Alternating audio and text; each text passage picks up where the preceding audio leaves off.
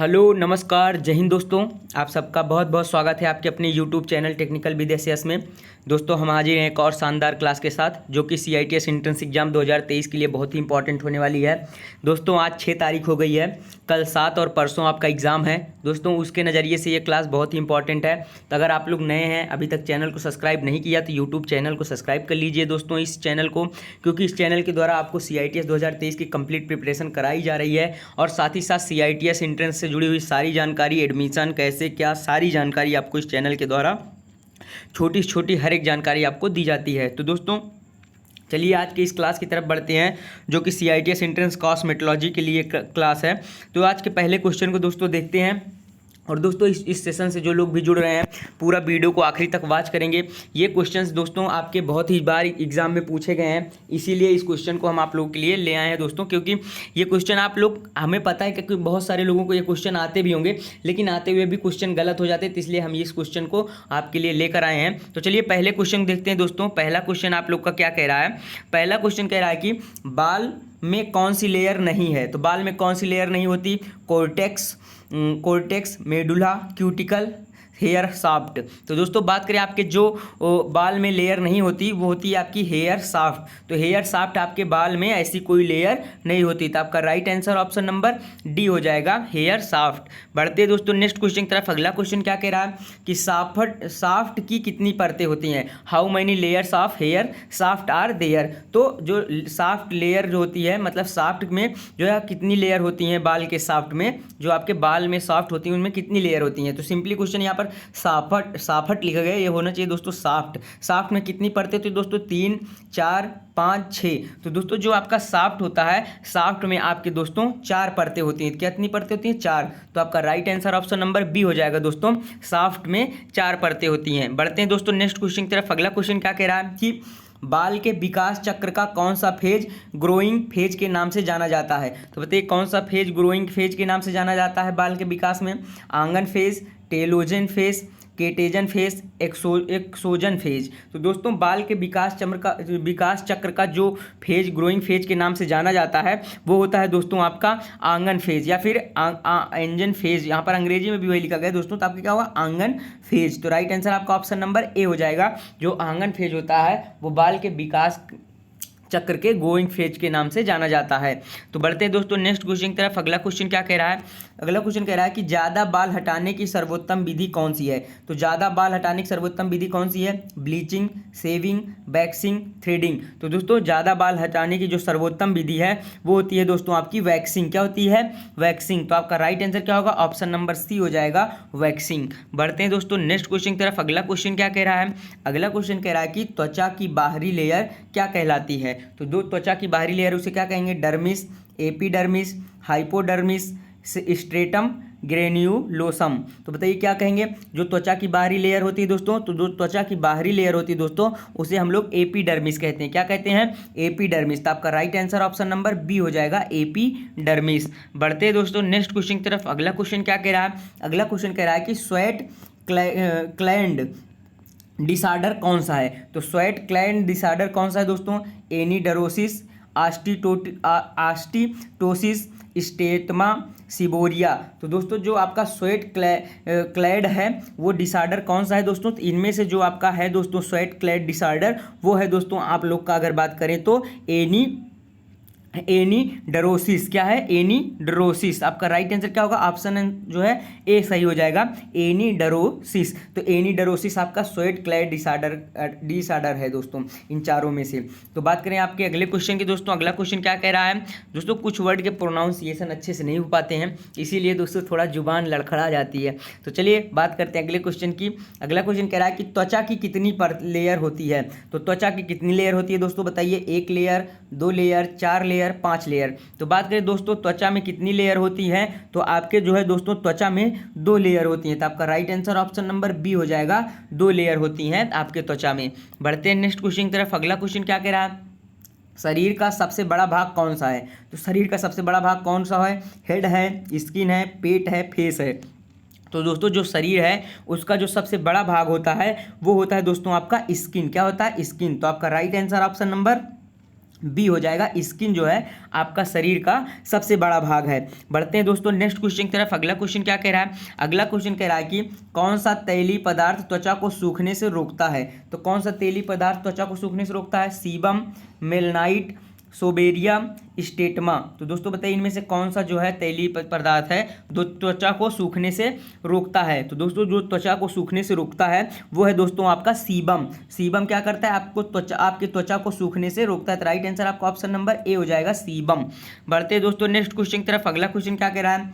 चेहरे की मसाज को क्या कहते हैं? जो चेहरे पर मसाज की जाती है दोस्तों उसे क्या कहेंगे? Threading, facial, waxing, bleaching. तो दोस्तों जो चेहरे की मसाज होती है दोस्तों उसे हम लोग जो बोलते हैं अपनी भाषा में, तो जो चेहरे की मसाज की जाती है दोस्तों उसे हम लोग क्या बोलेंगे बताइए? तो उसे दोस्तों हम लोग बोलते हैं फेशियल। तो चेहरे की मसाज को क्या बोलते हैं? फेशियल। तो आपका राइट आंसर क्या होगा? ऑप्शन नंबर बी हो जाएगा। चेहरे की मसाज को हम लोग फेशियल बोलते हैं। बढ़ते हैं दोस्तों नेक्स्ट क्वेश्चन की तरफ। अगला क्वेश्चन क्या कह रहा है? अगला क्वेश्चन कह रहा है कि इनमें से कौन सी त्वचा धोने के बाद रूखी और खुरदरी हो जाती है? तो बताइए कौन सी त्वचा धोने के बाद रूखी और खुरदरी हो जाती है? तैलीय त्वचा, मिश्रित त्वचा, सूखी त्वचा, संवेदनशील त्वचा। तो दोस्तों इनमें से जो त्वचा दोस्तों आपके धोने के बाद रूखी और खुरदरी हो जाती है वो होती है दोस्तों आप लोगों की सूखी त्वचा। कौन सी? सूखी त्वचा जो होती है वो धोने के बाद रूखी और खुरदरी हो जाती है। बढ़ते हैं दोस्तों नेक्स्ट क्वेश्चन की तरफ। अगला क्वेश्चन क्या कह रहा है? फेज पैक लगाने के बाद क्या करना चाहिए? तो फेज पैक लगाने के बाद क्या करना चाहिए दोस्तों? हंसना चाहिए, मुस्कुराना चाहिए, बात करना चाहिए, चुप रहना चाहिए। तो दोस्तों फेज पैक लगाने के बाद हम लोगों को दोस्तों चुप रहना चाहिए। क्या करना चाहिए? चुप रहना चाहिए। जब फेज पैक लगाया जाता है तो आप लोग को क्या करना है? फेज नहीं दोस्तों, यहाँ पर फेस होगा। अंग्रेजी में देखिए सही लिखा है फेस पैक। क्या है? Face pack. फेज पैक नहीं होगा, फेस पैक होगा। यहाँ पर फेज जा की जगह ऐसा होगा। तो फेस पैक लगाने के बाद हमें क्या करना चाहिए दोस्तों? चुप रहना चाहिए। बढ़ते हैं दोस्तों, इसका right answer option number D होगा। बढ़ते हैं नेक्स्ट क्वेश्चन की तरफ। अगला क्वेश्चन क्या कह रहा है? अगला क्वेश्चन कह रहा है कि किस त्वचा पर फेशियल करते समय अधिक ध्यान रखना चाहिए? तो किस त्वचा पर फेशियल करते समय अधिक ध्यान रखना चाहिए भैया? रूखी त्वचा पर, संवेदनशील त्वचा पर, सामान्य त्वचा पर, तेलीय त्वचा पर। तो बात करें दोस्तों त्वचा पर फेशियल करते समय जिस त्वचा पर अधिक ध्यान रखना चाहिए वो त्वचा होती है दोस्तों आप लोगों की संवेदनशील त्वचा। तो जो संवेदनशील त्वचा होती है दोस्तों उस पर फेशियल करते समय विशेष ध्यान या अधिक ध्यान रखना चाहिए। राइट आंसर आपका ऑप्शन नंबर बी हो जाएगा। बढ़ते हैं दोस्तों नेक्स्ट क्वेश्चन की तरफ। अगला क्वेश्चन क्या कह रहा है? मसाज शब्द कौन सी भाषा से लिया गया है? बताइए मसाज शब्द कौन सी भाषा से लिया गया है? अरबी, एशियन, म्यांमार, पेश्तो। तो दोस्तों जो मसाज शब्द है वो आपके जो है बात करें तो अरबी शब्द से लिया गया है। कहाँ से लिया गया है मसाज शब्द? आपके अरबी भाषा से लिया गया है। तो मसाज शब्द आपके अरबी भाषा का शब्द है। राइट आंसर आपका ऑप्शन नंबर ए हो जाएगा। बढ़ते हैं दोस्तों नेक्स्ट क्वेश्चन की तरफ। अगला क्वेश्चन क्या है?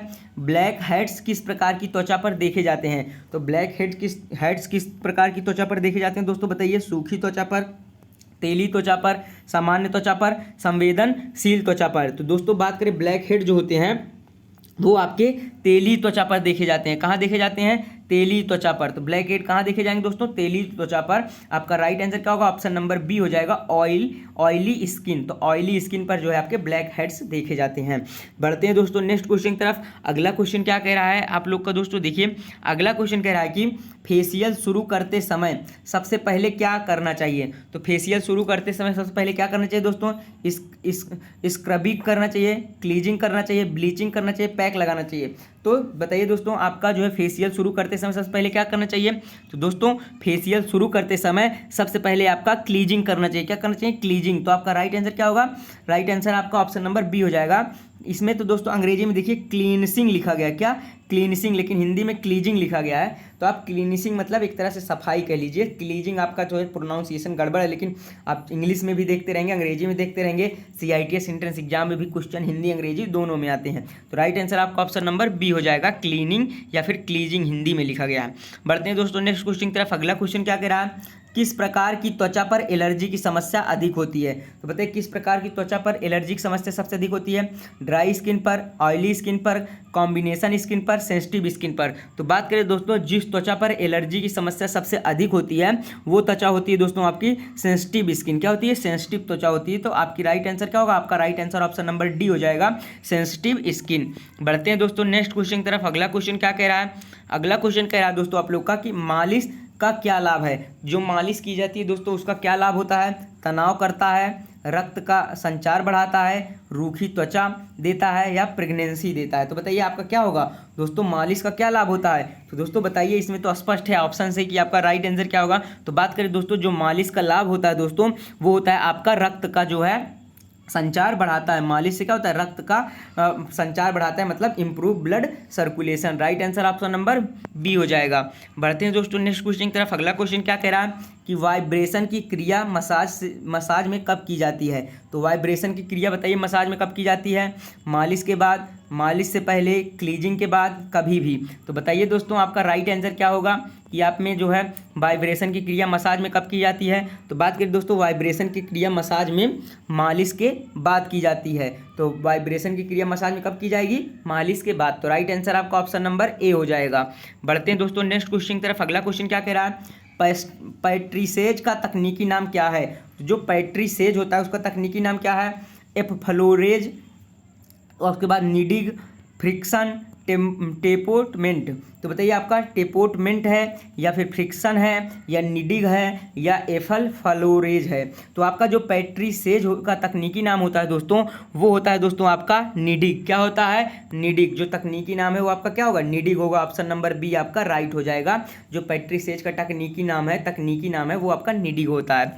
बढ़ते दोस्तों नेक्स्ट क्वेश्चन की तरफ। अगला क्वेश्चन क्या कह रहा है, त्वचा का रंग किस पर निर्भर करता है? तो आपके जो शरीर की त्वचा होती है उसका रंग किस पर निर्भर करेगा दोस्तों? तो उसका कलर किस पर निर्भर करता है बताइए? एपिडर्मिस पर, मेलेनिन पर, डर्मिस पर, हाइपोडर्मिस पर? तो बात करें दोस्तों, जो त्वचा का रंग होता है वो आपके जो है दोस्तों मेलेनिन पर निर्भर करता है। किस पे? मेलेनिन पर। तो आपका right answer option number B हो जाएगा कि त्वचा का रंग जो है मेलेनिन पर निर्भर करता है। बढ़ते हैं दोस्तों नेक्स्ट क्वेश्चन की तरफ। अगला क्वेश्चन क्या कह रहा है? अगला क्वेश्चन कह रहा है कि व्हाइट हेड्स का तकनीकी नाम क्या है? तो व्हाइट हेड्स जो होते हैं उनका तकनीकी नाम क्या है? कामडान, मीलिया, एक्ने, सोबोरिया। तो दोस्तों जो आपका व्हाइट हेड होता है उसके तकनीकी नाम की बात करें तो उसका तकनीकी नाम होता है मीलिया। क्या? मीलिया। तो ब्लैक व्हाइट हेड जो होता है दोस्तों, व्हाइट हेड का तकनीकी नाम क्या होगा? मीलिया। तो राइट आंसर आपका ऑप्शन नंबर बी हो जाएगा दोस्तों, मीलिया। बढ़ते हैं नेक्स्ट क्वेश्चन की तरफ। अगला क्वेश्चन क्या है? अगला क्वेश्चन कह रहा है कि ब्लैक हेड्स का तकनीकी नाम क्या है? वहाँ पर व्हाइट हेड था, व्हाइट हेड का तकनीकी नाम मीलिया था। अब यहाँ पर ब्लैक हेड पूछ लिया है तो मीलिया होगा, एक्ने होगा, सोबोरिया होगा, कामडान होगा। तो बात करें दोस्तों आपके ब्लैक हेड की, तो जो ब्लैक हेड का तकनीकी नाम होता है दोस्तों वो होता है आप लोग का कामडान। क्या होता है? कामडान। तो आपका राइट आंसर क्या होगा? ऑप्शन नंबर डी हो जाएगा, कामडान। ब्लैक हेड का जो है तकनीकी नाम कामडान, व्हाइट हेड का जो पिछले क्वेश्चन बताया वो होता है मीलिया। बढ़ते हैं नेक्स्ट क्वेश्चन की तरफ। अगला क्वेश्चन क्या कह रहा है? अगला क्वेश्चन कह रहा है दोस्तों आप लोग का कि स्वेट ग्लैंड डिसऑर्डर कौन सा है? स्वेट ग्लैंड डिसऑर्डर कौन सा है? सोबोरिया, एनिडरोसिस, मीलिया, कामडान। तो बात करें दोस्तों आपका जो स्वेट ग्लैंड डिसऑर्डर होता है वो दोस्तों आपका होता है एनिडोरोसिस। क्या होता है? एनिडोरोसिस। तो आपका right answer option number B हो जाएगा। एनिडोरोसिस जो है आपका दोस्तों वो स्वेट ग्लैंड डिसऑर्डर का डिसऑर्डर होता है दोस्तों। बढ़ते हैं नेक्स्ट क्वेश्चन की तरफ। अगला क्वेश्चन क्या कह रहा है? अगला क्वेश्चन कह रहा है कि किस प्रकार की त्वचा में नमी कम होती है? तो बताइए किस प्रकार की त्वचा में नमी कम होगी दोस्तों? तैलीय त्वचा में, ड्राई, कॉम्बिनेशन, सेंसिटिव। तो दोस्तों आपके किस प्रकार की त्वचा में नमी कम होती है? तो बात करें दोस्तों जिस त्वचा में नमी कम होती है वो त्वचा आपकी होती है दोस्तों ड्राई। क्या होती है? ड्राई। ड्राई त्वचा जो होती है उसमें नमी क्या होती है? कम होती है। तो राइट आंसर आपका ऑप्शन नंबर बी हो जाएगा। बढ़ते हैं नेक्स्ट क्वेश्चन की तरफ दोस्तों। अगला क्वेश्चन क्या कह रहा है? अगला क्वेश्चन कह रहा है कि एक्ने का दूसरा नाम क्या है? तो एक्ने का दूसरा नाम क्या है? Black head, white head, pimple, milia. तो बात करें दोस्तों जो आपका एक्ने होता है उसका जो दूसरा नाम होता है दोस्तों वो होता है आप लोग का दोस्तों पिंपल। पिंपल को ही क्या बोलते हैं? एक्ने बोलते हैं। तो right answer option number C हो जाएगा। पिंपल को ही क्या बोलते हैं? एक्ने बोलते हैं। तो एक्ने का दूसरा नाम पिंपल होगा। बढ़ते हैं नेक्स्ट क्वेश्चन की तरफ दोस्तों। अगला क्वेश्चन क्या कह रहा है? अगला क्वेश्चन कह रहा है कि किस प्रकार की त्वचा पर बढ़ती उम्र का प्रभाव तेजी से पड़ता है? तो बताइए किस प्रकार की त्वचा पर बढ़ती उम्र का प्रभाव सबसे तेजी से पड़ता है? ड्राई त्वचा पर, ऑयली त्वचा पर, नॉर्मल त्वचा पर, सेंसिटिव त्वचा पर? तो बात करें दोस्तों जिस त्वचा पर बढ़ती उम्र का प्रभाव तेजी से पड़ता है वो त्वचा आपकी होती है दोस्तों ड्राई। क्या होती है? ड्राई। तो आपका right answer option number A हो जाएगा। ड्राई त्वचा पर जो है बढ़ती उम्र का प्रभाव तेजी से पड़ता है। तो right answer option number A हो जाएगा। बढ़ते हैं नेक्स्ट क्वेश्चन की तरफ दोस्तों। अगला क्वेश्चन क्या कह रहा है? पैट्रीसेज मूवमेंट का तकनीकी नाम क्या है? तो पैट्रीसेज मूवमेंट का तकनीकी नाम क्या होगा? एफ्लोरेज, फ्रिक्शन, निडिग, टेपोटेंटमेंट। तो दोस्तों इसका राइट आंसर क्या होगा, पेट्री सेज मूवमेंट का तकनीकी नाम। तो बात करें दोस्तों जो आपका पेट्री सेज मूवमेंट का जो तकनीकी नाम होता है दोस्तों, वो होता है आपका टेपोटेंटमेंट। क्या है दोस्तों, टेपोटेंटमेंट। तो आपका राइट आंसर क्या होगा, ऑप्शन नंबर क्या हो जाएगा, आपका राइट आंसर जो होगा दोस्तों ऑप्शन नंबर डी हो जाएगा, टेपोटेमेंट है दोस्तों, tapotement. Right answer answer number D हो जाएगा, टेपोटेमेंट आपका जो है पेट्री सेज मूवमेंट का तकनीकी नाम है। बढ़ते हैं नेक्स्ट क्वेश्चन की तरफ। अगला क्वेश्चन क्या कह रहा है, अगला क्वेश्चन कह रहा है कि किस त्वचा पर मसाज का दबाव हल्का रखना चाहिए। तो बताइए किस त्वचा पर मसाज का दबाव हल्का रखना चाहिए, ऑयली स्किन पर, ड्राई स्किन पर, नॉर्मल स्किन पर, सेंसिटिव स्किन पर। तो बात करें दोस्तों जिस त्वचा पर मसाज का दबाव हल्का रखना चाहिए वो त्वचा दोस्तों आप लोग की होती है सेंसिटिव स्किन। तो जो सेंसिटिव स्किन होती है, तो आपका right answer option number D हो जाएगा, सेंसिटिव स्किन पर जो आपके मसाज को जो दबाव होता है वो हल्का रखा जाता है। तो बढ़ते हैं दोस्तों नेक्स्ट क्वेश्चन की तरफ। अगला क्वेश्चन क्या कह रहा है, तो अगला क्वेश्चन कह रहा है दोस्तों आप लोग का कि निम्न में से कौन सी विधि में बालों को एक एक करके निकाला जाता है। तो कौन सी विधि में बालों को एक एक करके निकाला जाता है दोस्तों, ट्वीजिंग में, ब्लीचिंग में, वैक्सिंग में, थ्रेडिंग मेथड में। तो बात करें दोस्तों आपका जो है ऐसी कौन सी विधि है जिसमें आपके जो है एक एक बालों जो कौन सी विधि है जिसमें बालों को एक एक करके निकालते हैं। तो दोस्तों उस विधि को बोलते हैं हम लोग ट्वीजिंग। क्या बोलते हैं, ट्वीजिंग। जो ट्वीजिंग विधि होती है दोस्तों उसमें बालों को एक एक करके निकालते हैं। तो आपका right answer option number A हो जाएगा, ट्वीजिंग। ट्वीजिंग विधि में बालों को एक एक करके निकाला जाता है। बढ़ते हैं नेक्स्ट क्वेश्चन की तरफ। अगला क्वेश्चन क्या कह रहा है, ब्लीचिंग का रिजल्ट कितने समय के पश्चात पता चलता है। तो ब्लीचिंग का रिजल्ट कितने समय के पश्चात पता चलेगा दोस्तों, 2 से 3 मिनट, 5 मिनट, 7 से 8 मिनट, 10 से 15 मिनट। तो बात करें दोस्तों जो ब्लीचिंग का जो है रिजल्ट जो है आपको जितने समय में पता चलता है वो समय होता है दोस्तों आप लोग का 10 से 15 मिनट। तो जो ब्लीचिंग का जो रिजल्ट होता है वो आपको 10 से 15 मिनट में पता चलता है। तो आपका right answer option number D हो जाएगा, 10 से 15 मिनट। बढ़ते हैं दोस्तों नेक्स्ट क्वेश्चन की तरफ। अगला क्वेश्चन क्या कह रहा है, किस प्रकार के चेहरे पर ब्लीच नहीं करनी चाहिए। तो किस प्रकार के चेहरे पर ब्लीच नहीं करनी चाहिए दोस्तों बताइए, नॉर्मल चेहरे पर, ऑयली चेहरे पर, रूखी चेहरे पर, अत्यधिक संवेदनशील त्वचा पर। तो दोस्तों बात करें जिस प्रकार के चेहरे पर ब्लीच नहीं करना चाहिए वो चेहरा होता है दोस्तों आप लोग का अत्यधिक संवेदनशील त्वचा। तो जो अत्यधिक संवेदनशील त्वचा होती है तो उस पर हम लोग क्या करते हैं, ब्लीच नहीं करना चाहिए। राइट आंसर ऑप्शन नंबर जो है आप लोग का डी हो जाएगा। बढ़ते हैं नेक्स्ट क्वेश्चन की तरफ। अगला क्वेश्चन क्या है, कौन सी ब्लीच का प्रयोग सबसे अधिक ज़्यादा होता है। तो कौन सी ब्लीच का प्रयोग सबसे ज़्यादा होता है दोस्तों बताइए, ऑयल ब्लीच का, क्रीम ब्लीच का, तरल ब्लीच का, पाउडर ब्लीच का। तो बात करें दोस्तों जिस ब्लीच का प्रयोग सबसे ज़्यादा होता है वो ब्लीच होती है आपकी दोस्तों क्रीम ब्लीच। क्या होती है, क्रीम ब्लीच। तो क्रीम ब्लीच का उपयोग सबसे ज़्यादा होता है, तो इसलिए आपका right answer option number B हो जाएगा कि क्रीम ब्लीच का उपयोग सबसे ज़्यादा होता है। बढ़ते हैं दोस्तों नेक्स्ट क्वेश्चन की तरफ। अगला क्वेश्चन क्या कह रहा है, ब्लीचिंग क्रीम में एक्टिवेटर की मात्रा कितनी रखनी चाहिए। तो कितनी रखनी चाहिए एक्टिवेटर की मात्रा, बहुत अधिक, अधिक, क्रीम की मात्रा के बराबर, कम। तो बताइए आपका दोस्तों क्या होगा इसका राइट आंसर कि ब्लीचिंग क्रीम में एक्टिवेटर की मात्रा कितनी रखनी चाहिए। तो बात करें दोस्तों ब्लीचिंग क्रीम में जो एक्टिवेटर की मात्रा रखी जाती है वो होती है दोस्तों आपकी कम। कितनी होती है, कम होती है। तो आपकी जो ब्लीच में एक्टिवेटर की मात्रा कितनी रखी जाती है, कम रखी जाती है। बढ़ते हैं नेक्स्ट क्वेश्चन की तरफ। अगला क्वेश्चन क्या है, अगला क्वेश्चन है कि ब्लीच कितने प्रकार की होती है। तो ब्लीच कितने प्रकार की होती है दोस्तों, 2 प्रकार की, 3 प्रकार की, 4 प्रकार की, 5 प्रकार की। तो बताइए राइट आंसर क्या होगा, ब्लीच कितने प्रकार की होती है। तो दोस्तों आपकी जो ब्लीच होती है दोस्तों वो 4 प्रकार की होती है। तो आपका right answer option number C हो जाएगा, आपका 4 प्रकार। तो ब्लीच आपके कितने प्रकार की हुई, तो ब्लीच आपकी दोस्तों जो है 4 प्रकार की होती हैं। तो ब्लीच कितने प्रकार की होती है, 4 प्रकार की। बढ़ते हैं नेक्स्ट क्वेश्चन की तरफ। अगला क्वेश्चन क्या कह रहा है, अगला क्वेश्चन कह रहा है कि पैच टेस्ट करने का सही स्थान कौन सा है। तो पैच जो टेस्ट होता है उसको करने के लिए सही स्थान कौन सा होता है दोस्तों बताइए, कान के पीछे, गाल, बाँह की कलाई, हाथ। तो दोस्तों जो पैच टेस्ट होता है उसको करने के लिए जो सही स्थान होता है वो होता है दोस्तों आप लोग का कान के पीछे। तो पैच टेस्ट करने के लिए सबसे सही स्थान क्या होता है, कान के पीछे। तो राइट आंसर आपका ऑप्शन नंबर ए हो जाएगा कि पैच टेस्ट करने का सही स्थान होता है कान के पीछे। बढ़ते हैं दोस्तों नेक्स्ट क्वेश्चन की तरफ। अगला क्वेश्चन क्या कह रहा है कि ब्लीचिंग से पहले कौन सा परीक्षण निश्चित रूप से किया जाना चाहिए। तो ब्लीचिंग के पहले कौन सा परीक्षण सबसे निश्चित रूप से करना चाहिए, allergy test, thyroid test, sugar test, दाग का परीक्षण। तो बात करें दोस्तों ब्लीचिंग करने से पहले जो परीक्षण निश्चित रूप से करना चाहिए वो होता है दोस्तों आपका एलर्जी टेस्ट। आपको चेक कर लेना चाहिए ब्लीच करने से पहले कि जो जिसका ब्लीचिंग करने जा रहे हैं उसे किसी तरह की उसकी स्किन को एलर्जी तो नहीं है। तो आपका राइट आंसर क्या होगा, ऑप्शन नंबर ए हो जाएगा कि ब्लीचिंग करने से पहले कौन सा परीक्षण निश्चित रूप से करना चाहिए, तो एलर्जी टेस्ट होता है। बढ़ते हैं दोस्तों नेक्स्ट क्वेश्चन की तरफ। अगला क्वेश्चन क्या कह रहा है? अगला क्वेश्चन कह रहा है कि ब्लीचिंग का मुख्य उद्देश्य क्या है? तो जो ब्लीचिंग होती है दोस्तों उसका मुख्य उद्देश्य क्या होगा?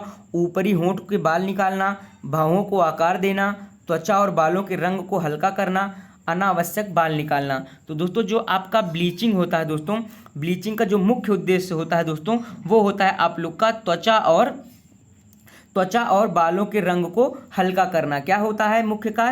त्वचा और बालों के रंग को हल्का करना। तो ब्लीचिंग का मुख्य उद्देश्य यही होता है, त्वचा और बालों के रंग को हल्का करना। बढ़ते हैं नेक्स्ट क्वेश्चन की तरफ। अगला क्वेश्चन क्या कह रहा है? ब्लीचिंग प्रक्रिया किस लिए प्रयोग की जाती है? तो बताइए ब्लीचिंग प्रक्रिया किस लिए प्रयोग की जाती है? बाल हटाने के लिए, बालों के रंग को हल्का करने के लिए, हेयर कटिंग के लिए, बालों को लंबा करने के लिए। तो दोस्तों जो आपकी ब्लीचिंग प्रक्रिया की जाती है वो आपकी दोस्तों इसलिए की जाती है कि आपका जो बालों के रंग हैं, रंगों को हल्का करने के लिए। तो आपके ब्लीचिंग प्रक्रिया इसलिए करते हैं कि बालों के रंग को हल्का करने के लिए। तो राइट आंसर आपका ऑप्शन नंबर बी होगा कि ब्लीचिंग प्रक्रिया बालों के रंग को हल्का करने के लिए की जाती है। बढ़ते हैं दोस्तों नेक्स्ट क्वेश्चन की तरफ। अगला क्वेश्चन क्या कह रहा है?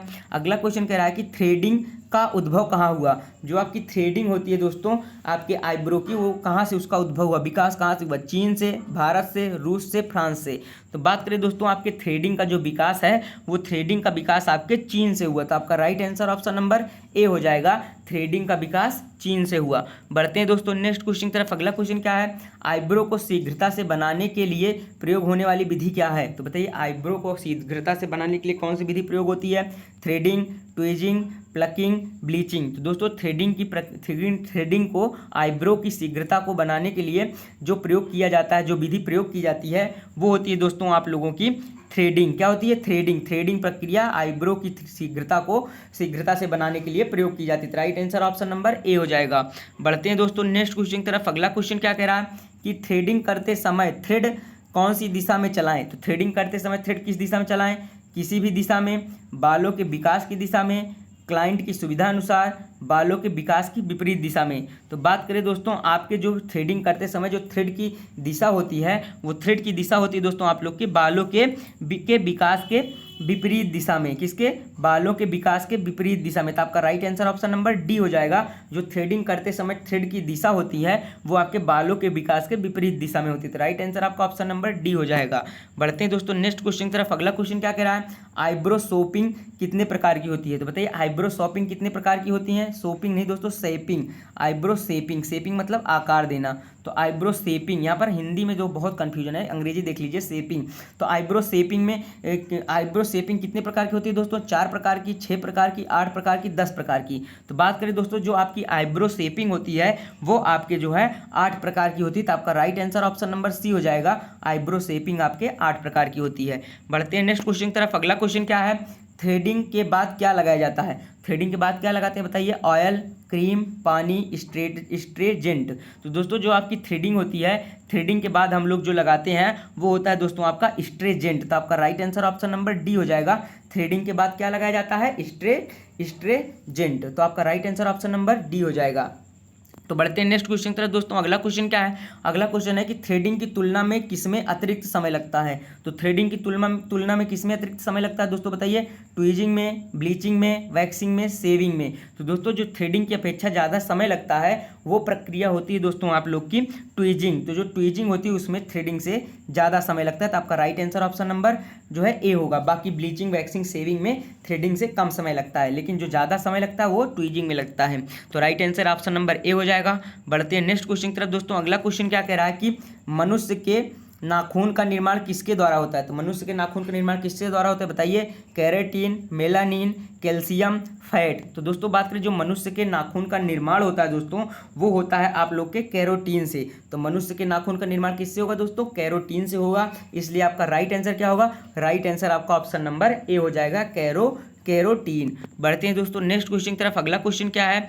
अगला क्वेश्चन देखते हैं दोस्तों क्या है। अगला क्वेश्चन है कि किस डिजीज में नाखून की प्लेट नेल बैंड से अलग हो जाती है? तो बताइए कौन सी बीमारी ऐसी होती है जिसमें नाखून की नेल बैंड से अलग हो जाती है? तो आनिकोलेसिस, आनिकोमाइकारासिस, आनिकोक्राइपिटोसिस, पैरा आनिकिया। तो बात करें दोस्तों जिस डिजीज में नाखून की प्लेट नेल बैंड से अलग हो जाती है वो बीमारी होती है दोस्तों आप लोग की आनिकोलेसिस। क्या होती है? आनिकोलेसिस। क्या होती है? आनिकोलेसिस। तो तो आपका राइट आंसर क्या होगा, ऑप्शन नंबर ए हो जाएगा। आनिकोलेसिस जो बीमारी होती है उसमें जो है नाखून की प्लेट नेल बैंड से अलग हो जाती है। तो राइट आंसर आपका ऑप्शन नंबर ए हो जाएगा। बढ़ते हैं नेक्स्ट क्वेश्चन की तरफ। अगला क्वेश्चन क्या है, अगला क्वेश्चन कह रहा है कि मैनीक्योर और पेडिक्योर के घोल में क्या सबसे कम मिलाते हैं। तो बताइए मैनीक्योर और पेडिक्योर के घोल में क्या सबसे कम मिलाएंगे, पेरोक्साइड, अमोनिया, शैम्पू, डेटॉल। तो दोस्तों आपका जो मैनीक्योर और पेडिक्योर घोल होता है उसमें सबसे कम हम लोग अमोनिया को मिलाते हैं। तो आपका right answer option number B हो जाएगा। जो अमोनिया होता है उसको जो है मैनीक्योर और पेडिक्योर के घोल में सबसे कम हम लोग मिलाते हैं। बढ़ते हैं दोस्तों नेक्स्ट क्वेश्चन की तरफ। अगला क्वेश्चन क्या कह रहा है, अगला क्वेश्चन कह रहा है कि नाखूनों की जड़ों का निर्माण किससे होता है। तो नाखून की जड़ का निर्माण किससे होगा दोस्तों, क्यूटिकल से, टिश्यू से, मैट्रिक्स से, लुनुला से। तो दोस्तों बात करें जो आपके नाखून की जड़ें होती हैं उनका निर्माण आपके टिश्यूज से होता है। किससे होता है, टिश्यूज से। तो नाखून की जड़ों का निर्माण किससे होता है, टिश्यूज से। तो आपका राइट आंसर क्या होगा, राइट आंसर दोस्तों आप लोग का हो जाएगा बी। जो आपका टिश्यू होता है उससे नाखून की जड़ों का निर्माण होता है दोस्तों। बढ़ते हैं नेक्स्ट क्वेश्चन की तरफ। अगला क्वेश्चन क्या कह रहा है, अगला क्वेश्चन कह रहा है कि सामान्यतः एक कॉस्मेटोलॉजिस्ट को नेल पॉलिश के कितने कोट लगाने चाहिए। तो बताइए सामान्यतः एक कॉस्मेटोलॉजिस्ट को नेल पॉलिश के कितने कोट लगाने चाहिए, 1, 2, 3, 4। तो बात करें दोस्तों जो एक सामान्यतः कॉस्मेटोलॉजिस्ट होता है वो नेल पॉलिश के कितने कोड लगाता है, वो होता है दोस्तों आप लोग का जो कोड लगाता है वो होता है आपके 2। तो जो 2 कोड होते हैं दोस्तों सामान्यतः एक कॉस्मेटोलॉजिस्ट नेल पॉलिश के लगाता है। तो राइट आंसर आपका ऑप्शन नंबर 2 हो जाएगा, 2 कोड।